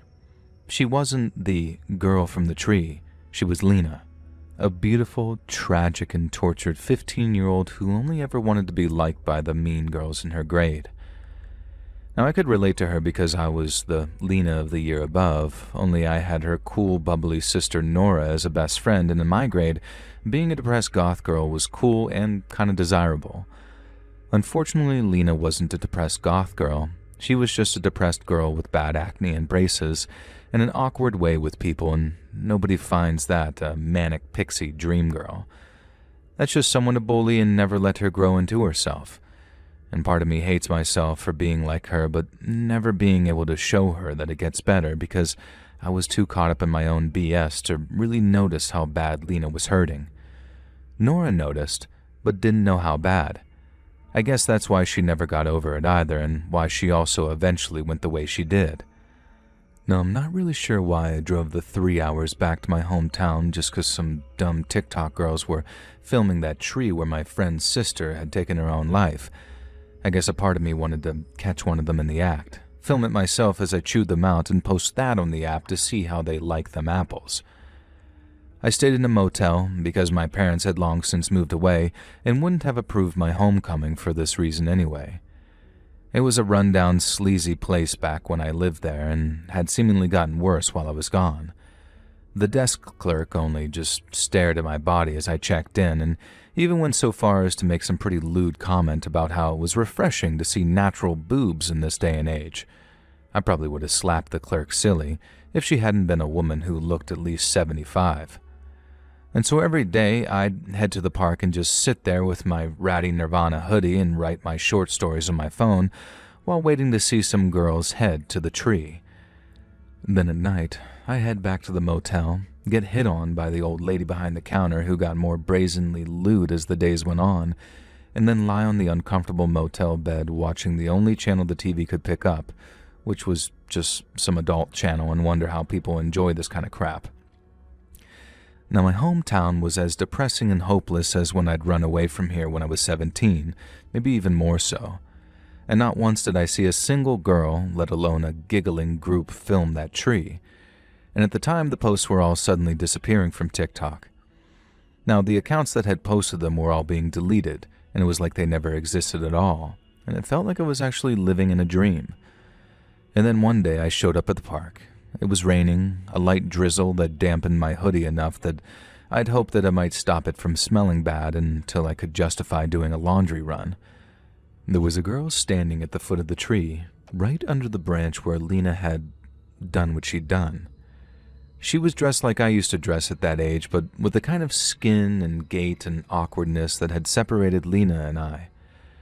Her presence at the tree angered me. What right did she have filming that tree when she just as easily could have been the one stringing herself up if her life had been different? Then I noticed that she didn't have a phone out. She was just standing there looking up at the branch. and suddenly I felt like a complete idiot. I judged this girl in my own way, and worse, in a way that Lena had been judged. And so I decided to speak to her, and I approached and put my friendliest voice on, which didn't amount to much, and asked if she was okay. The girl turned, very slowly, from looking at the branch. And she smiled at me, and I realized up close that she was very beautiful, almost breathtakingly so. How had I thought otherwise as I approached? I asked her again if she was okay, and she said she was, but that tomorrow would be better. Much better.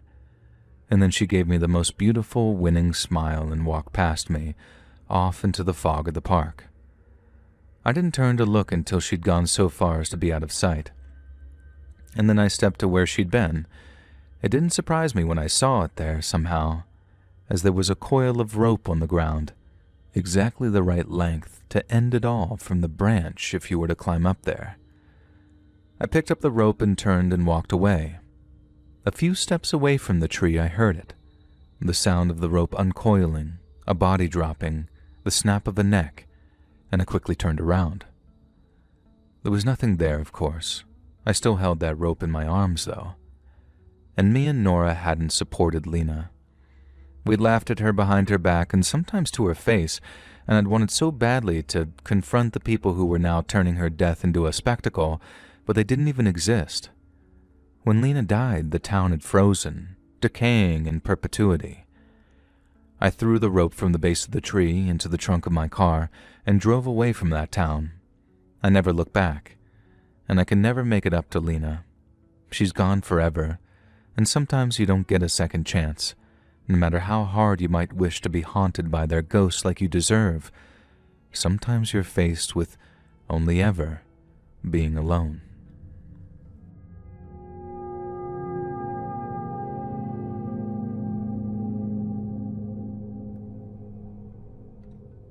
At 1:52 a.m., my phone rings. It's my husband. He had already texted me, letting me know that he was on his way home from work. Worried that something was wrong, I answer. I say, "Hey babe, you okay?" And there's silence. "Babe? Can you hear me?" "I can now, are you okay?" I respond. I don't know what just happened. I'm almost home, but I saw something. I'm about to lose service. Be waiting on me, please."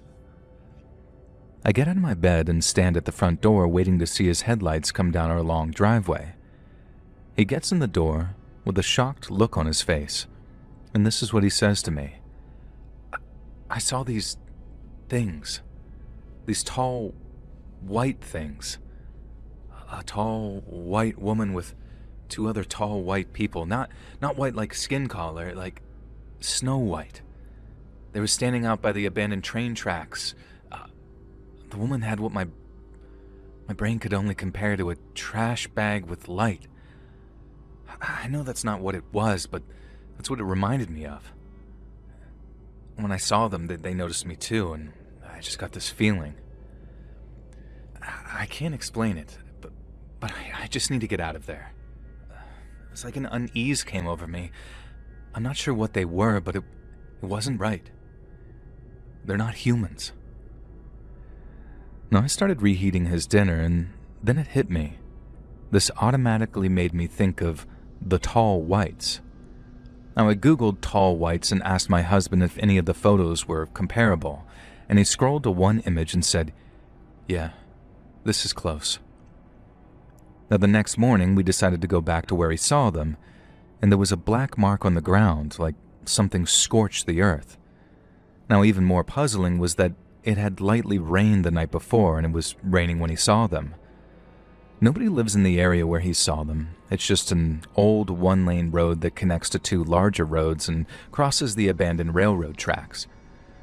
We also live in the outskirts of a very tiny little town. It's unlikely that anyone was this far out, making a fire directly next to the road and tracks. And as we're walking towards the car, an old man in a beat-up old Ford pulls up beside us. Now he says, "Hey, what are y'all up to?" Neither of us recognized him, and we just nodded and said, We're just looking at something. Is our car in the way?" Now he puts the truck in park and gets out, and he says, "No, y'all are fine. Did you kids see something interesting? And my husband responds, I saw something out here the other night on my way home from work. I'm not sure what it was, though. And the old man says, Is that right? I live over that way. Have all my life. As he points to the highway. An awkward silence falls over us for a few seconds as we're walking to the car. And then he says, Y'all believe in aliens? My husband and I both look at each other. I say, Yes, actually we do. And he goes on to tell us that he and his wife, his late wife, experienced a lot of strange occurrences over there over the years. Now, he said the scorch marks were from them, and asked if we'd ever seen anything in the sky that was unidentifiable. Now, my husband showed him a video that was taken a couple of months back of an unidentified flying object over our house. He invited us over to his house, saying that he had some images that he'd like to show us, and it may not have been the best decision, but we agreed. Now, my husband actually has his carry permit, so I wasn't too worried if anything weird went down. Now, we followed him to this old farmhouse, and he said his grandparents built the house back in the 1800s, and all of them had seen and experienced things on and around that property. He goes to a little garage/shack and retrieves some old Polaroid pictures, all 5 photos picturing your classic flying saucer. My father took these, he said. There's more in the house somewhere. And he goes on to tell us that he's not exactly sure where they come from or why they're here, but he knows there's different species and different kinds of crafts. Now, I'd like to think that we gained a friend, but I'm still not 100% sure what my husband encountered. I just thought I'd share the story here and see if any of you think it's connected.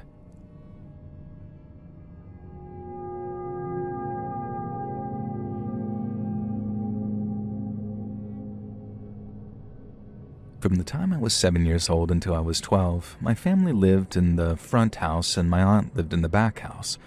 From her living room, I could see out the front door. I began to notice that almost every night, I would see an older man wearing brown mechanic overalls and carrying a lunchbox stop at our front door. He would pause as if he were unlocking it and then enter the house. I told my aunt about the man, and she told me to let her know about it the next time I saw him. The following night, she was watching with me when I saw the man walking up our driveway. I called my aunt and we went outside. I asked her if she saw him, and she said that she did. We walked to my house and watched as the man stopped at the door, unlocked it, and entered the house. We followed him as he walked into the kitchen and placed his lunchbox on the counter.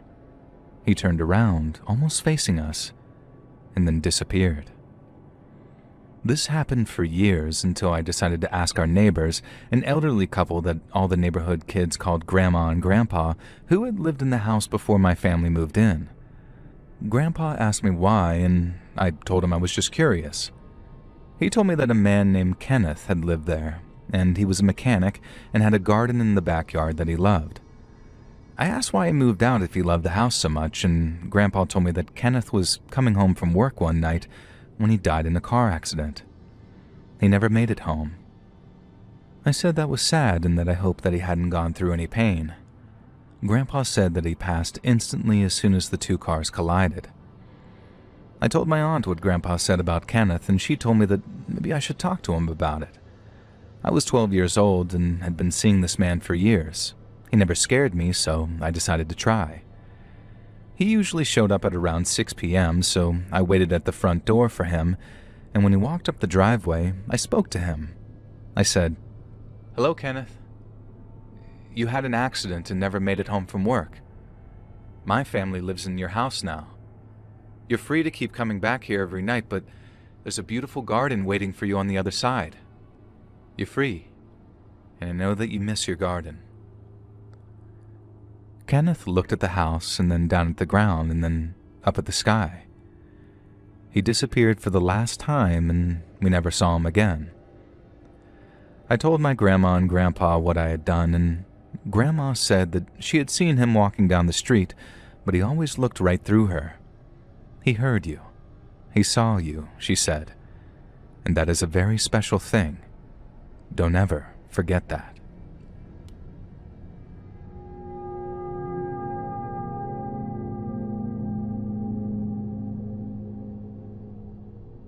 So some years ago, my wife was caring for an elderly friend's mother during her final days. My wife has worked in care for many years, and as our friend's mother had advanced dementia, was entirely nonverbal and bedbound, the family needed some professional support to best help care for their mom. And as such, it was arranged that my wife would stay at their mom's house from Friday afternoon to the Sunday afternoon, as the family already took care of her around the clock during the week. And as the family has known me since childhood, they were more than happy for me to stay there over the weekend as well, and for our daughter, who had just turned 2 at the time, to be there as well with my wife, as my wife took care of their mom, who was bedbound in the lounge downstairs. And I knew the house well from my childhood, as it was right across the road from my friend's parents' house. As the family have known me since childhood, they were more than happy for me to stay there over the weekend as well, and for our daughter, who had just turned 2 at the time, to be there as well with my wife, as my wife took care of their mum, who was bedbound in the lounge downstairs. I knew the house well from my childhood, as it was right across the road from my friend's parents' house. And as a family, we had the second double room upstairs for my daughter and I, and my wife split the night between our upstairs room and a camp bed downstairs next to her patient for her hourly checks, as she had alarms set throughout the night. My daughter would toddle around the house and ask questions about the lady my wife cared for, who my daughter ended up referring to as Nana Flo. My daughter had explored the house thoroughly with my wife and I, but one day we went upstairs to go to our room, and she wouldn't cross the landing. She outright refused and began to cry. I picked her up and asked her what was wrong, and she told me that she was very scared. And I asked her why, and she said that she felt frightened and sad upstairs, so we went back down and she seemed happier. At bedtime, I got her to sleep downstairs and carried her asleep up to bed. And the following day, we went upstairs after breakfast to get her dressed, and she again wouldn't cross the landing. I asked her what was scaring her, and she pointed to the box room door. And I asked her what she was pointing at, and she said, "The scary door." And the door was exactly the same as all the other doors in the landing. Dark brown, no detail other than the wood grain and a right-angled brass handle. I told her that there was nothing scary about the door and opened it to show her inside the room.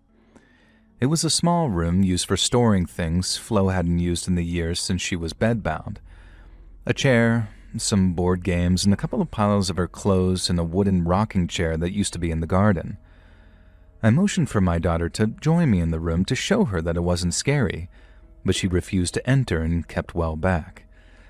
Now, I was beginning to wonder at this point, as she was always very sunny, a very smiley little girl, so I asked her why she didn't like the door or the room, and she said one word: died. I left the room, shut the door, and got her dressed. 2 weeks go by, and she still won't go near the door. But I either hurry her past whilst talking animatedly to her or carrying her, and just to clarify, I wasn't scared myself. Unnerved, definitely, but my daughter clearly was, and as I didn't want her to be, we just tried our best to deal with those moments quickly.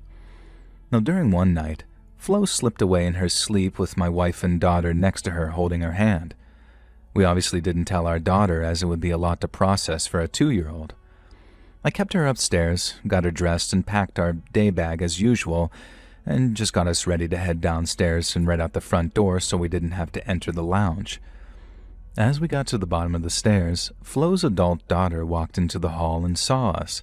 Immediately seeing my daughter, she lit up and said hello to her in her cheeriest voice, considering the circumstances.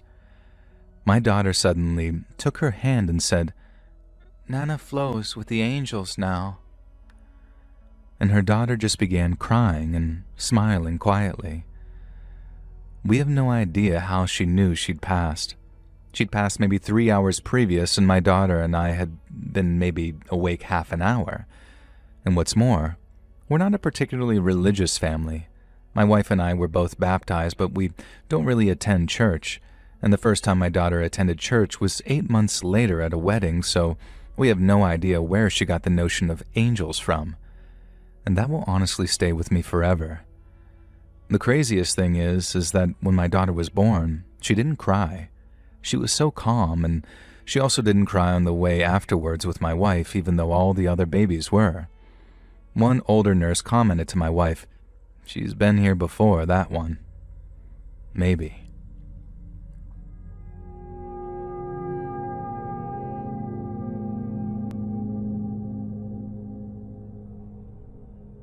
So we moved to this house 2 years ago. Previous owners were here for 2 years. The ones before were here for a year, and the ones before that were here for a decade. They were the original owners. I'm not a witchy person, but I know that there's stuff out there that I can't explain. I know salt, ash, and blood are powerful tools, and 3 a.m. scares me. Now, I have a preschool-aged girl. My mother watches her while I work, and my mom sent me this text yesterday saying, "Creepy story. I forgot to plug in the kid's tablet and it died, and while it was charging, she was on the floor playing with her dinosaurs.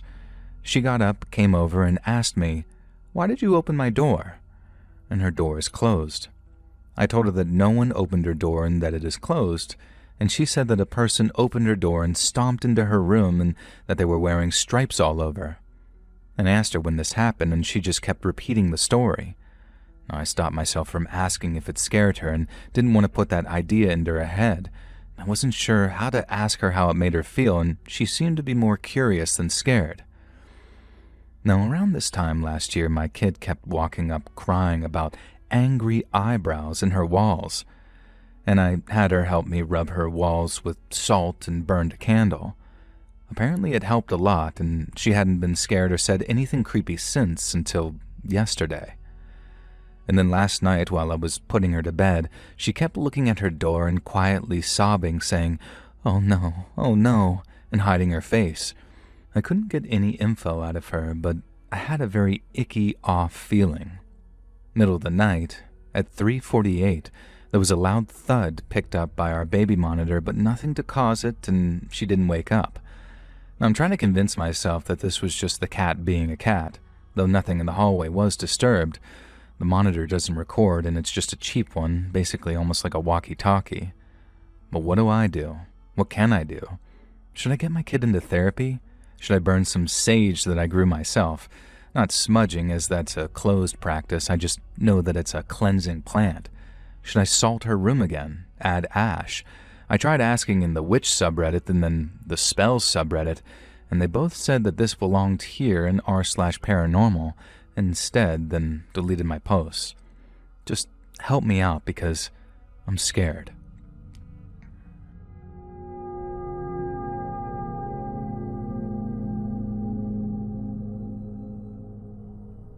So last October, I moved to Hawaii completely alone.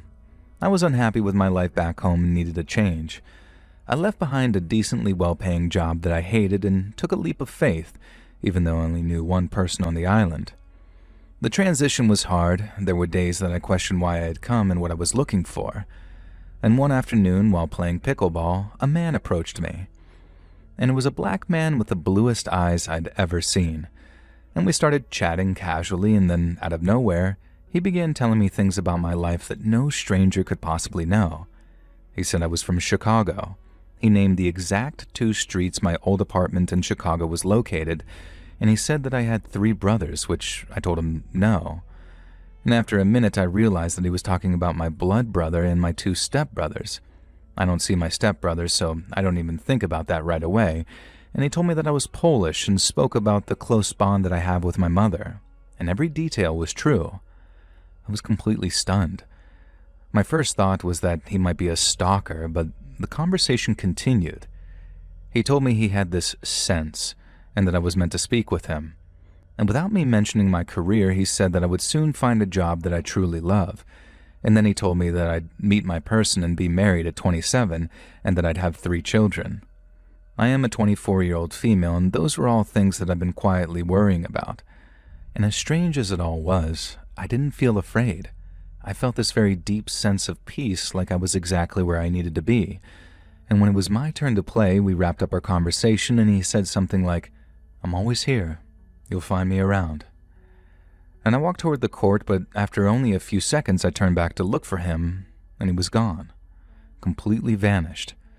The courts were fenced in, so there was no way that he could have just walked off unnoticed in that short amount of time, and also wired so I wouldn't be able to see him even if he did. I played there often and have never seen him again, and it was one of the most surreal and unexplainable moments of my life, and I still think about it all the time.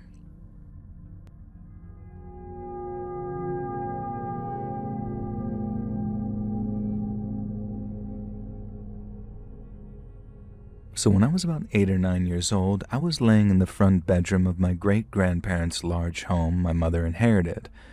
And there was an entire upstairs apartment not being used, and it was a large 3-bedroom home on the first floor. Upstairs were 3 more bedrooms, a kitchen, and a bathroom. And my mom was about to rent the upstairs out, but saving it for a relative whose lease was up.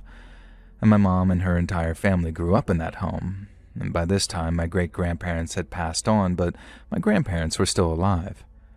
Now, I often watched television in bed with my mom when I was that young and would either fall asleep in her room or go to my room, which was closer to the back of the home. Now, it was Friday night, so I was allowed to stay up late. At around 11:30 p.m., we heard a very loud noise of someone entering the home through the back door.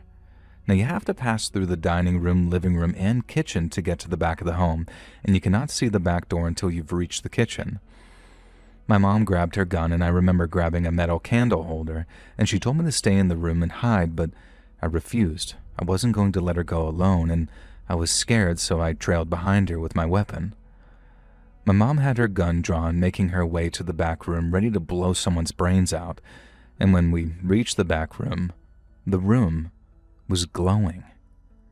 We only saw it for maybe 2 to 3 seconds, and then it went pitch black.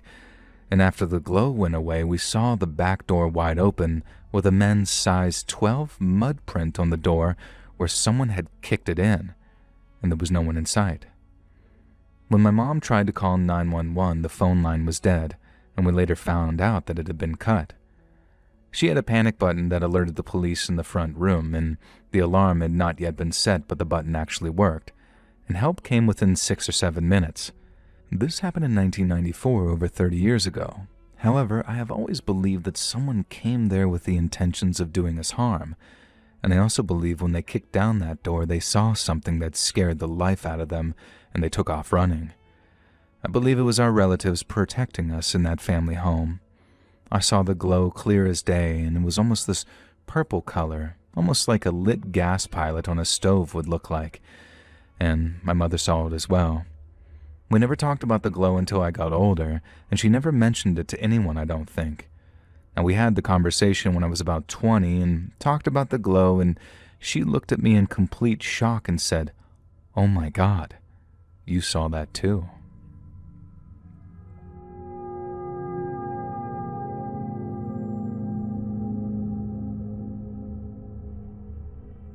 So take this with a pound of salt.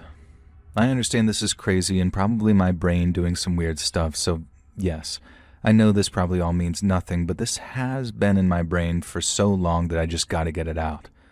When I, now an 18-year-old female, was in 2nd grade, I rode the bus to and from school with my older brother, and no particular memories stand out, but a few related to this girl named Tina. And since my brother is a couple of years older than me, he sat towards the back of the bus while I sat in the middle, and a couple of random people would sit next to me in the morning towards the beginning of the year until people found the person that they wanted to sit next to for the whole year. One day, this girl that I had never seen before sat next to me, and this weird smell overwhelmed me. It was like this stale smell that didn't smell bad, but also smelled old and musty. I'm sorry, I literally can't explain it because I only recognized it when I smell it, so this Tina was a few grades above me, but other than that, nothing stood out about her. She looked like every other kid in the school, and the only thing off was the way that she smelled because it was something that I'd never smelled before in my then 6 years of life, lol. Now, I don't remember how we became friends, but we did, and after about a week of knowing each other, she told me on a Monday that she had a secret that she had to tell me the following Tuesday. Now, I was hyped for a week waiting, and when the day finally came, she told me she was a vampire. Now, at 6 years old, I did know what a vampire was, and that they were not real and only in cartoons like Adventure Time. And so when she said this, I knew that she was lying and just sort of confused. But when I told her I didn't believe her, she said that she'd prove it to me. And this is something I'll never forget because I remember it so vividly. She told me that vampires grant wishes, which was something I had never heard about vampires, so I didn't really believe that either. But she insisted and said that if I wished to become a vampire, she would make me one, and that had proved that she was one. And so, since I didn't believe her, I agreed and wished I was a vampire, and she snapped her fingers and told me to look in the bus driver's front mirror, and since I was sitting on the outside toward the aisle, I leaned out and saw nothing in the mirror. I started to freak out, and I'm telling you, I don't know if the girl was a magician or what the frick happened, but I was not in that mirror. And so I started freaking out, and she calms me down and tells me, wish not to be a vampire. And I do, and my reflection comes back in the mirror. After that, I believed her and started picking up on other details. For one, she didn't have fangs. She had those sort of lucky teeth that Kirsten Dunst has where the canines aren't sharp but stick out from the front, which kind of gave her a lisp. And she also didn't ride the bus in the afternoon unless it was raining or the sun wasn't out. And I mean that with no exaggeration. She never rode the bus on a sunny day. She seemed to be committed to the bit. And the last thing that became an occurrence was that she would regularly remind me not to tell anyone that she was a vampire, or she'd wish that I never existed. That didn't really scare me, but it was kind of off-putting. Like, okay, girl, I won't. Now, something I want to mention, but I low-key doesn't really matter, is that she accused a guy in my grade named Kevin of being a werewolf. Like, okay, I guess so. So about a week after the wish thing, she told me that I could get one wish every Tuesday. And I wish I could tell y'all what I wished for, but if I remember correctly, I would tell her that I couldn't think of a wish every time for some reason. I don't know why, I just remember being like, I don't know, let me think. And then the next day I'd have a wish, and she would say, girl, it's Wednesday, so no. Now, I never got bad vibes from her or anything either. It just felt like I was the only one who knew her generally, since no one else talked to her on the bus and we were in different grades, her being in 5th and me in 2nd. I never saw her once we stepped off the bus either. Generally, for a long time after all of this stopped, I figured that this young girl who had seen Twilight and was obsessed, but then I remember what happened the last time I saw her. The last time I saw her was a Tuesday, and instead of granting me a wish, she told me that there was a monster party happening that night, and she wanted me to sneak out of my house and come. Now, I was intrigued, but didn't really comment, so just went, okay, sure. And I asked her where it was, and she said that it had come to me in a dream because that's how vampires kept secrets. And I just kind of forgot about the whole thing once I got off the bus, since I had no intention of going anyway, since I was literally probably 5 or something. Now anyways, after forgetting about it all day, when I went to sleep that night, I had a crazy dream. I dreamed that I was at a party, and there were so many stereotypical monsters there. They weren't exaggerated to be scary, they literally looked like they were 1900s movie counterparts as I walked through the room. So it just looked like a bunch of monsters drinking from red cups like I saw on TV. And as I walked through, I saw a vampire who looked like Dracula. Pale skin, widow's peak, long fangs, and cloak. And as I walked through to reach him, I noticed that there was this big hole in the middle of the floor that looked like a cliff behind him. And when I got to him, he said something to me that I remember for a long time but recently forgot. And it was nothing scary though, just sort of a remark saying, "Oh, you've made it," or something along those lines. And as we were talking, he moved in a way that I followed to hear what he was saying, not realizing that he was turning me around so that the cliff was now next to me. And at some point I ended up slipping and holding onto the cliff with both hands, begging for him to let me up, and he just stood there for a bit. There was no urgency in the dream at all. From me asking for help to him not moving to help, it all felt very calm. And eventually he bent down and started to lift my fingers up so I wasn't gripping the cliff until I eventually fell to my death. And now the way my dream works is that they play out like a movie. so they're not in first person, and while I never see my own face, I see various perspectives. And so I felt it was as if a camera watched me go down and hit the ground. The dream didn't end when I hit the ground either, it kind of stayed and I saw myself on the ground dead. Now, it was so surreal to think about because it was so randomly graphic and nothing surrounding my interactions with her before that ever gave anything sinister, besides her last interaction with me leading up to the dream. And after that night I never saw her again, and weirdly it took me a couple of years to realize her connection to my dream. That smell has never left me, and neither has that dream since I never remember my dreams and can only recount like 5 I've ever really had. And I occasionally get reminded of this whole thing when I meet someone who smells like her, which has been maybe 4 times since. Overall, she probably wasn't a vampire, but between the bus mirror thing that actually did happen and I can't refute, and the crazy dream, I don't know. I know the mind can make up some crazy stuff, but I remember anything down to a T like that, and I really don't know what to say. I'm not religious and have a difficult relationship with the paranormal stuff, and whether I believe in it or not, but that's probably something I'll post about later.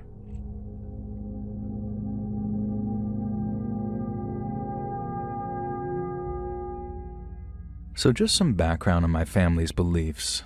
I am spiritual, and my mother is Christian Orthodox, but a more spiritual denomination of it, and my father is absolutely atheist. The first encounter happened this time last year.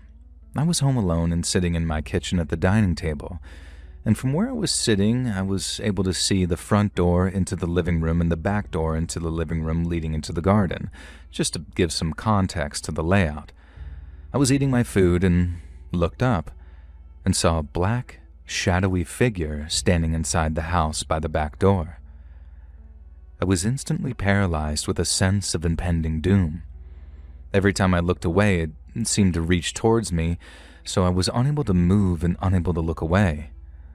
One thing to note is that after about 5 minutes of me looking at it, my cat started yowling at the front door to be let in. One thing about him is that he rarely meows, and on the rare occasion he does, it is extremely quiet, and this is the first time that I had heard him meow like that.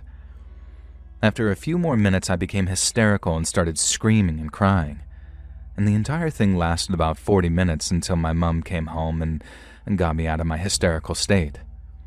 Now, another thing to note is that when the front door opened and my mom came in, and I did not recognize it as her, nor as a human, and I fell to the floor in fear. She immediately got me up and cleansed the entire house and all of the doorways.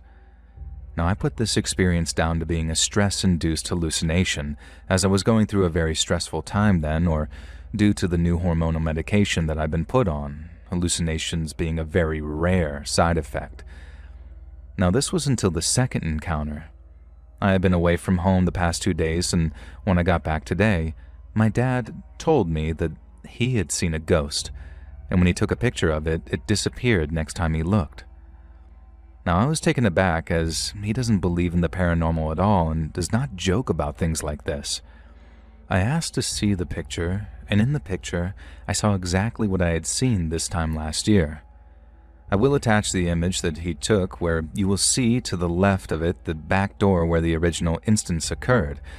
I'm very worried, as my friend pointed out, that it has moved from the back door to the living room window, and due to the layout of my house, the entrance/viewpoint is my glass front door, and I suppose I'm looking for an explanation or any advice. I'm very frightened and I'm just not sure what to do.